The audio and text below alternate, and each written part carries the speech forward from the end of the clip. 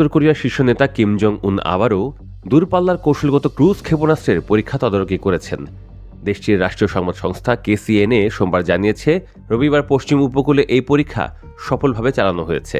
Kim Jong উন পরীক্ষা চালানোর পর সন্তোষ প্রকাশ করেন, কারণ ক্ষেপণাস্ত্রগুলো নির্ধারিত কক্ষপথ পেরিয়ে লক্ষ্যবস্তুতে নির্ভুলভাবে আঘাত করতে পেরেছে। তিনি সংশ্লিষ্ট কর্মকর্তাদের আহ্বান জানিয়েছেন, উত্তর কোরিয়ার পারমাণবিক সক্ষমতাকে সীমাহীন ও নিরবচ্ছিন্নভাবে বৃদ্ধি করতে। 2026 সালের শুরুতে উত্তর কোরিয়ার ক্ষমতাসীন দলের গুরুত্বপূর্ণ সম্মেলন বা পার্টি কংগ্রেস অনুষ্ঠিত হওয়ার কথা রয়েছে। ওই সম্মেলনে আগামী 5 বছরের উন্নয়ন পরিকল্পনা ঘোষণা করা হবে। তার আগে দেশটির সামরিক ও অর্থনৈতিক অগ্রগতি বিশ্ববাসীর সামনে তুলে ধরতে কিম জং উনকে সম্প্রতি বেশ সক্রিয় দেখা গেছে। ক্ষেপণাস্ত্রের পরীক্ষার প্রসঙ্গে কিম বলেন, বিভিন্ন নিরাপত্তা হুমকির মুখে নিজেদের পারমাণবিক প্রতিরোধ ব্যবস্থার নির্ভরযোগ্যতা এবং দ্রুত সাড়া সক্ষমতা একটি দায়িত্বশীল পদক্ষেপ। তিনি আরও বলেন, উত্তর কোরিয়া তার রাষ্ট্রীয় পারমাণবিক যুদ্ধ সক্ষমতা বাড়াতে সর্বোচ্চ প্রচেষ্টা অব্যাহত রাখবে।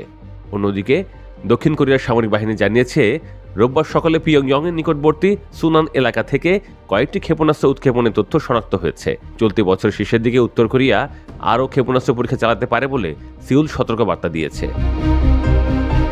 সম্প্রতি কিম জং উন একটি নির্মাণাধীন বিশাল পারমাণবিক শক্তিচালিত কৌশলগত সাবমেরিন পরিদর্শন করেছেন। দক্ষিণ কোরিয়া এই সাবমেরিন নির্মাণ পরিকল্পনার কড়া সমালোচনা করে একে দক্ষিণ কোরিয়ার নিরাপত্তার জন্য বড় হুমকি হিসেবে আখ্যায়িত করেছে। মার্চের পর এই প্রথম উত্তর কোরিয়ার রাষ্ট্রীয় গণমাধ্যম সাবমেরিনটির ছবি প্রকাশ করেছে। সে সময় ছবিগুলোতে মূলত জাহাজটির নিচের অংশই দেখা গিয়েছিল। ওই কর্মসূচিতে কিমের সঙ্গে তার কন্যাও ছিলেন, যাকে সম্ভাব্য উত্তরসূরি হিসেবে দেখা হচ্ছে, এবং তিনি দূরপাল্লার ভূমি থেকে আকাশ ক্ষেপণাস্ত্রের পরীক্ষামূলক নিক্ষেপও তদারকি করেন।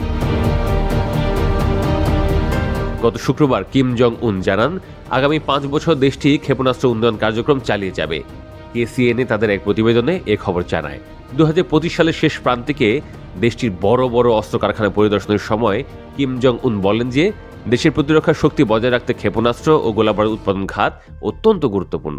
KCNA প্রতিবেদনে বলা হয়, কিম জং উন অস্ত্র কারখানাগুলোর আধুনিকায়ন সংক্রান্ত কিছু খসড়া নথিও অনুমোদন করেছেন।